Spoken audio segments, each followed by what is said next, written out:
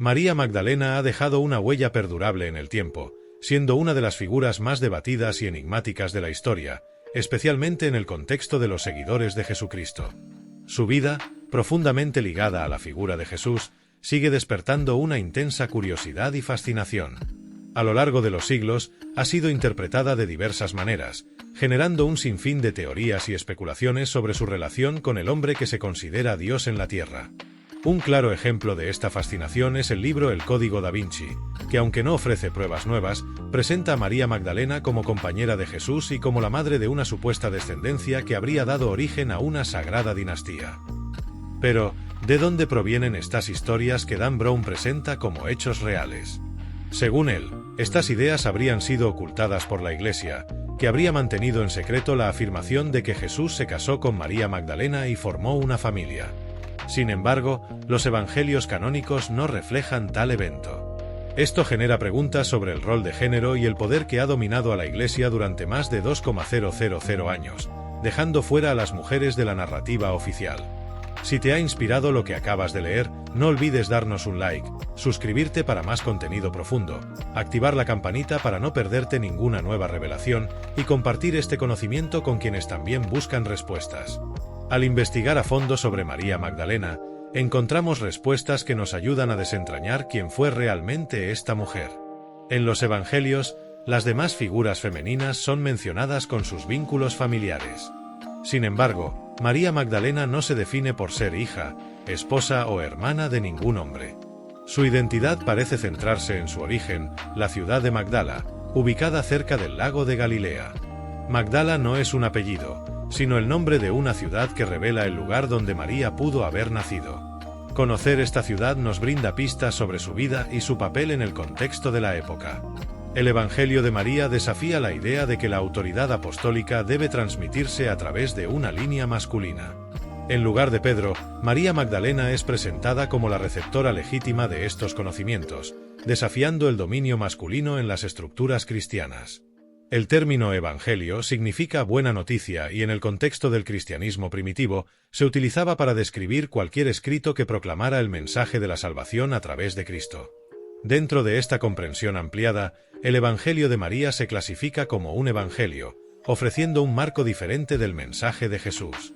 Hoy en día, se conoce a través de 3 fragmentos de texto, con el manuscrito más completo hallado en copto del siglo V. Determinar la fecha exacta de este evangelio es complicado. Muchos estudiosos sugieren que fue escrito entre los siglos I y II, aunque las discusiones sobre su datación continúan. Aunque es anónimo, el papel central de María Magdalena sugiere que podría haber sido escrito por una mujer o en un contexto donde el liderazgo femenino era reconocido.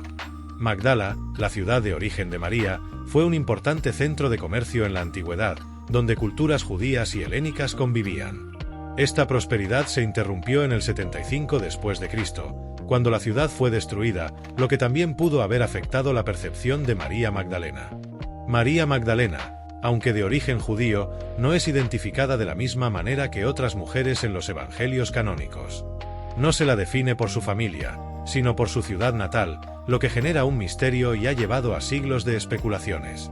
En el Evangelio de Lucas, se menciona que María Magdalena fue liberada de 7 demonios, número asociado con la divinidad y la salvación. Este pasaje sugiere no solo una liberación espiritual, sino una transformación completa.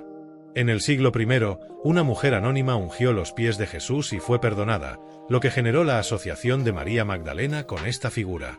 Sin embargo, el Papa Gregorio Magno concluyó que María Magdalena, María de Betania y la mujer anónima eran la misma persona. Aunque el debate ha perdurado, para la Iglesia, esta asociación aún suscita discusiones. María Magdalena ha sido una figura clave a lo largo de la historia, entre los personajes que coexistieron con Jesús de Nazaret. A lo largo del tiempo, su figura ha sido objeto de debate y reconstrucción, permaneciendo como un enigma que despierta fascinación y curiosidad.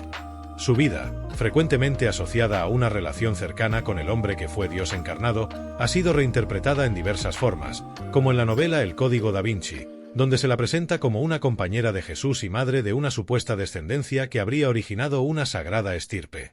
Sin embargo, estas afirmaciones no se basan en evidencias históricas concretas.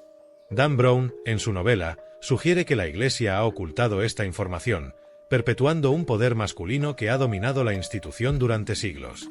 Sin embargo, ¿por qué los evangelios canónicos no revelan tal vínculo entre Jesús y María Magdalena?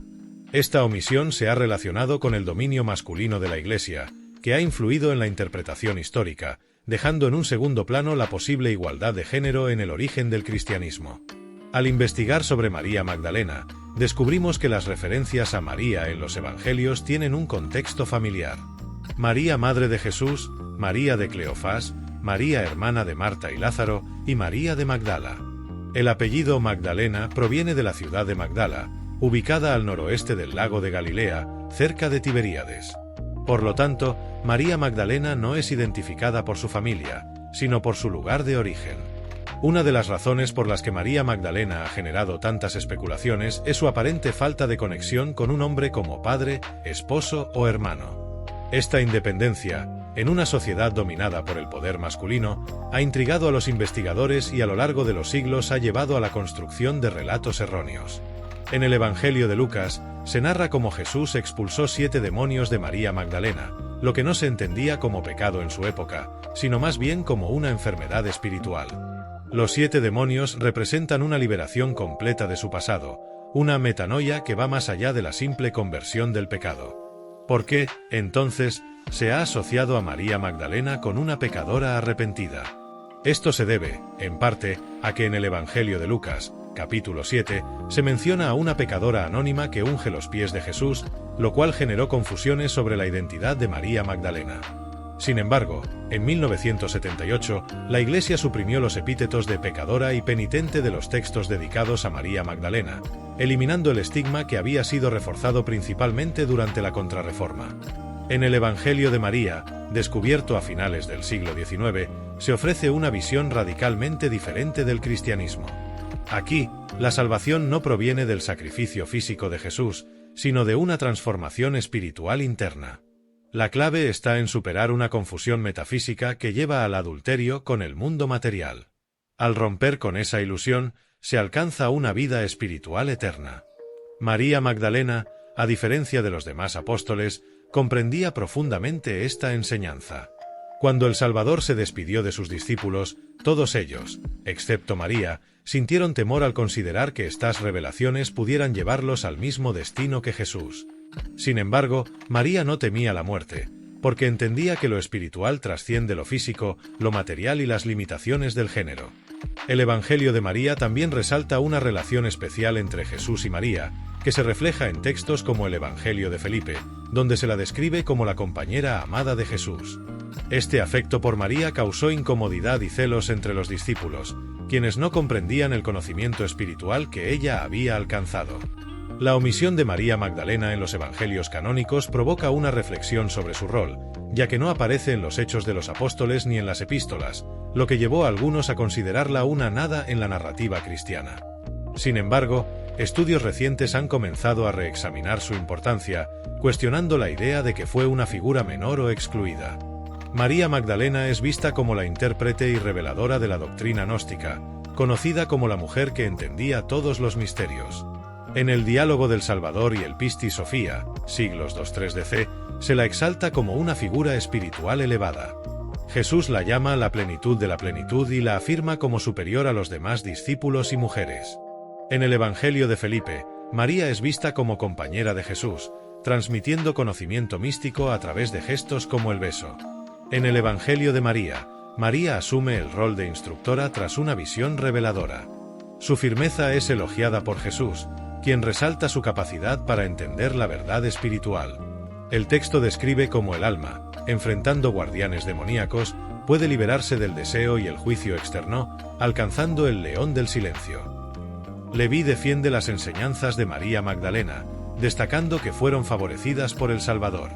Insiste en la necesidad de superar prejuicios y reconocer la importancia del liderazgo espiritual, independientemente del género. En el Pistis Sophia, María se asocia con el principio femenino primordial, vinculado a la caída de Sofía y redimido en ella. Jesús afirma que la convertirá en hombre en el sentido espiritual, trascendiendo el dominio del cuerpo. El Evangelio de María describe cómo el alma se libera de los arcontes, entidades opresoras, que restringen la humanidad. Pedro, sin embargo, cuestiona el liderazgo de María, reflejando las tensiones de género.